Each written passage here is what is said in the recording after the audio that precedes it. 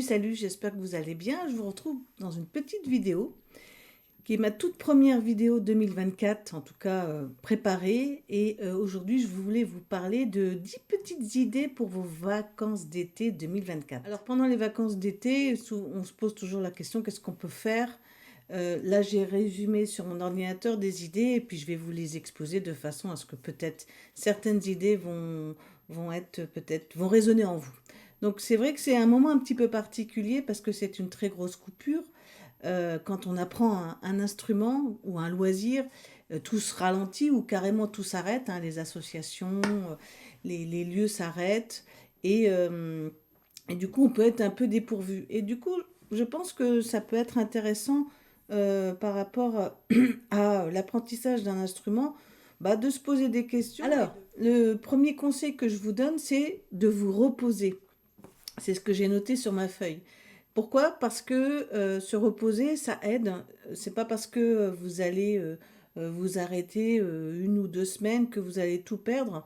Et dans mon petit speech là, que vous allez retrouver certainement sur le blog, ça sera un nouvel article. J'ai bon espoir qu'il arrive. Voilà.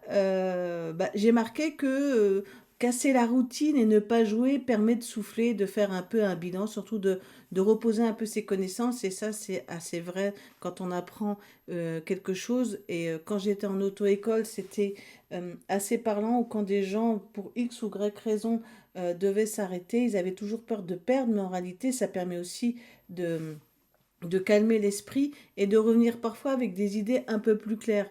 Donc c'est ce que j'indique là sur le texte, c'est que je dis, ça m'arrive souvent que les élèves me disent la crainte d'arrêter et d'oublier, mais le cerveau est plus complexe que cela et parfois cela permet de clarifier et de débloquer certaines de vos connaissances. Et j'ai remarqué que ça marchait assez bien.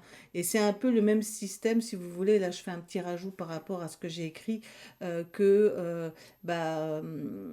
fait que quand on fait du sport, faire du sport est aussi important que d'avoir des temps de pause, des temps de repos pour que le muscle se construise, pour que le corps s'habitue à l'effort et à la demande qui a été faite. Et je pense que pour le cerveau, c'est à peu près la même chose, quoi. Donc ça, c'est la première chose, se reposer.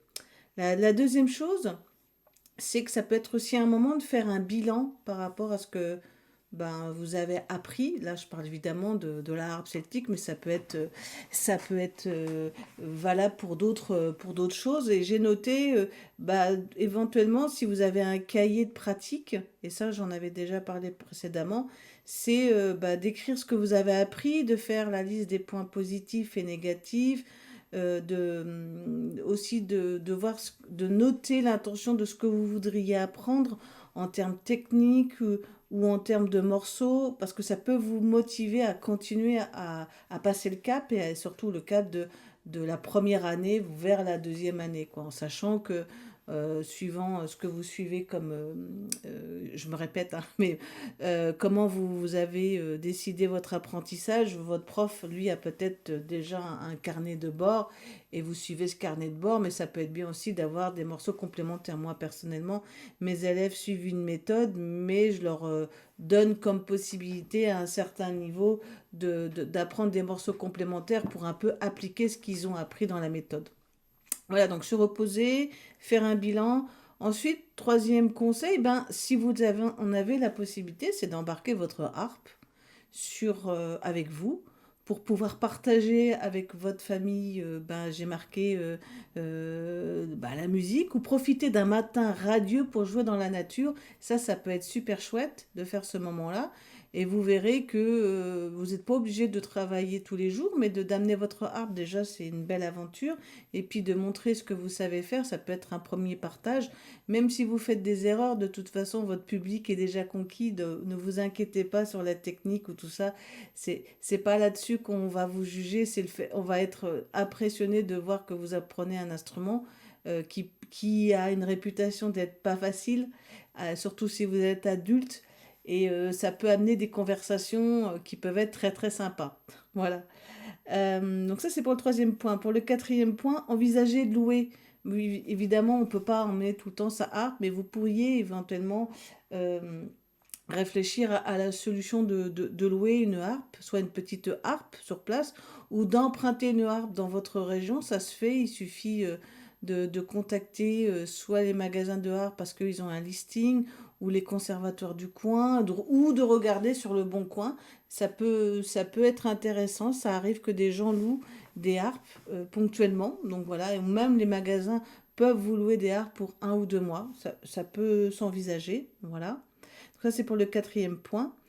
Pour le cinquième point, ça peut vous permettre, cette césure-là, cette coupure, de réfléchir à la suite avec votre harpe. C'est-à-dire, si vous êtes en location, peut-être de se dire, bah, maintenant j'ai passé un certain cap, j'aimerais bien avoir ma harpe à moi.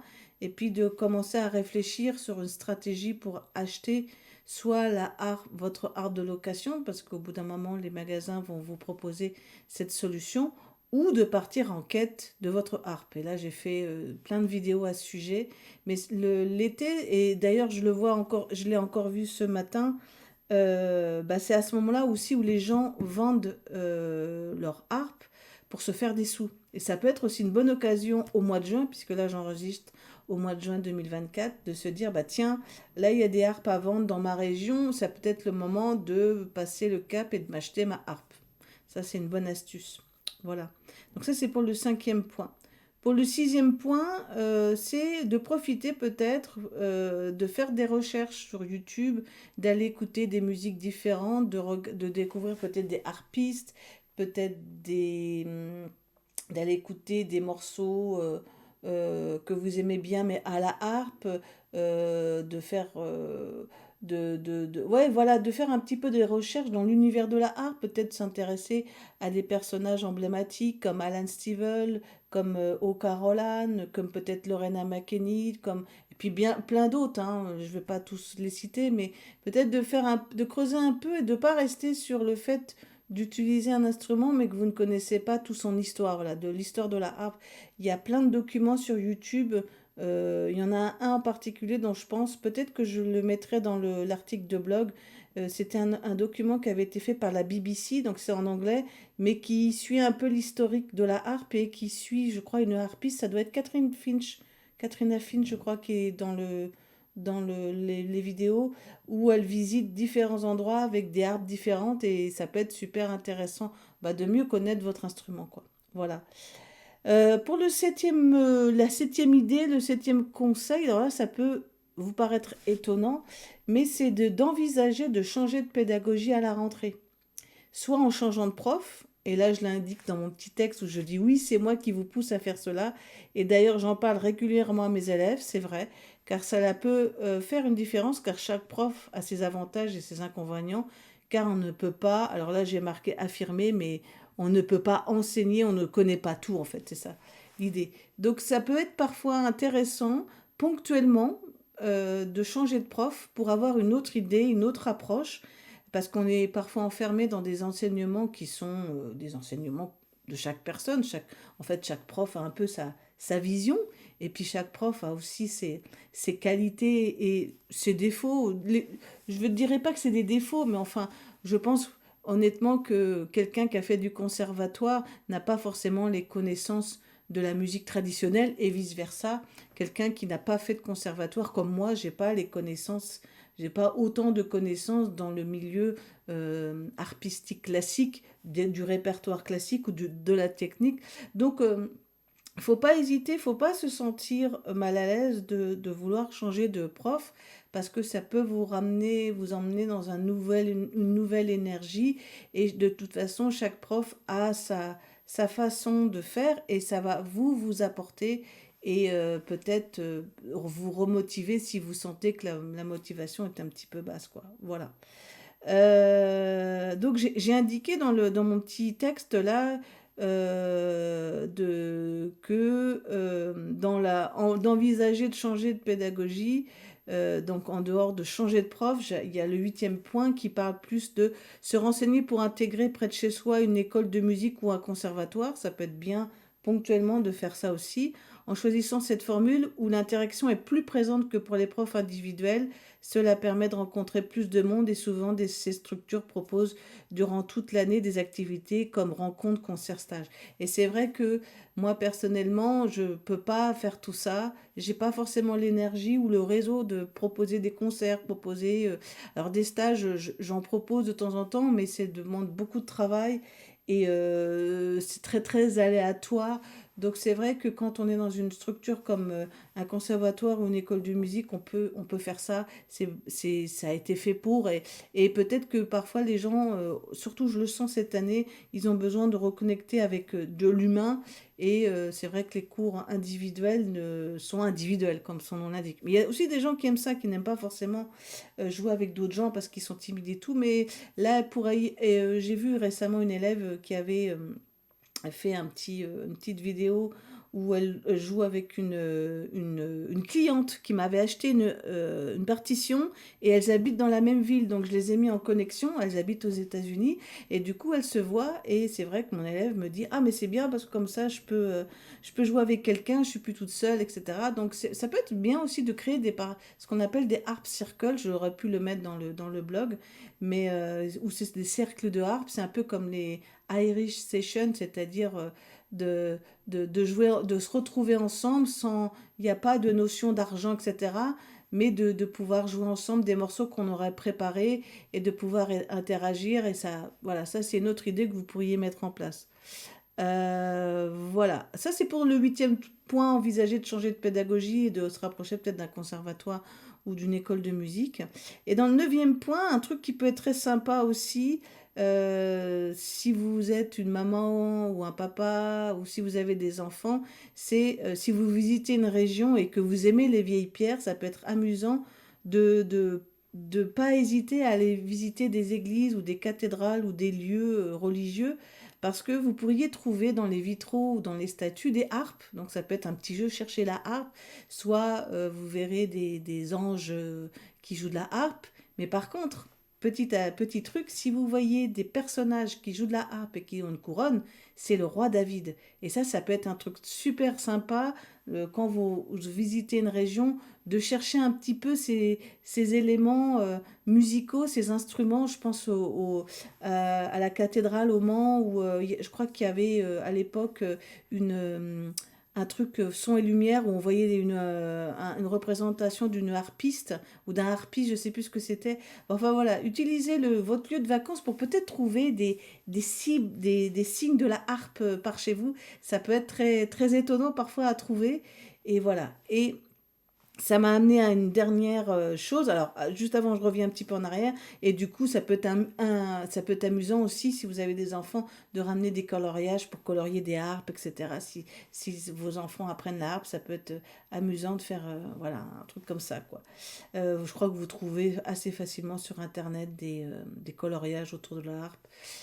Et voilà. Et le dernier conseil, c'est pas une conseil, c'est une idée, bien évidemment, ce que vous pourriez faire une fois dans votre vie, parce que je sais que c'est un, un souvenir reste impérissable. Et moi, j'ai eu l'occasion à maintes fois de pouvoir y aller, c'est de pouvoir organiser un voyage en Irlande, puisque c'est le pays de la harpe.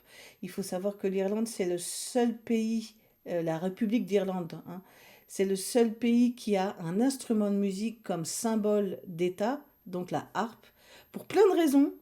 Et que du coup, si un jour vous avez la chance de pouvoir partir dans la patrie de la harpe celtique en plus, bah, ça va vous permettre de partir dans les pas de certains personnages comme O'Carolan. Et là, je mettrai quelques photos et vidéos que moi j'avais fait à l'époque où j'avais été jouer sur la tombe de O'Carolan. Et vous avez dans beaucoup de musées des représentations de harpe. Bien sûr, vous avez la harpe de Brian Boru à Trinity College, mais pas que, il y en a un peu partout. Et bah, ça vous permettra peut-être de vivre une session irlandaise avec de la harpe. Il y aura peut-être une harpiste ou un harpiste. Et puis, bien sûr, de ramener plein de symboles, que ça soit en porte-clés, en écusson, en sticker, enfin bref, autour de la harpe et voilà, d'associer la harpe à votre voyage. Pourquoi pas, c'est un peu le goal ultime quand on est passionné. Et bien évidemment, il existe l'Écosse, mais c'est vrai que la harpe, c'est vraiment très irlandais. Même si en réalité, je vais un peu casser le mythe, les Irlandais ne sont pas forcément passionnés par la harpe. J'avais déjà expliqué à moult reprises pourquoi, mais dans tous les cas, si vous le prenez comme quelque chose de un peu notre Graal à nous, c'est sûr que de faire un voyage en Irlande, en plus des beaux paysages et de l'accueil, ça peut être un souvenir inoubliable. Voilà. Donc, bah, écoutez, j'espère que ces 10 idées pour l'été vous ont donné justement plein de conseils et plein d'idées. Et puis n'hésitez pas à me poser des questions et puis à visiter le blog et la boutique si ça vous intéresse. Je pense que je ferai peut-être un article où je conseillerais peut-être des morceaux à apprendre.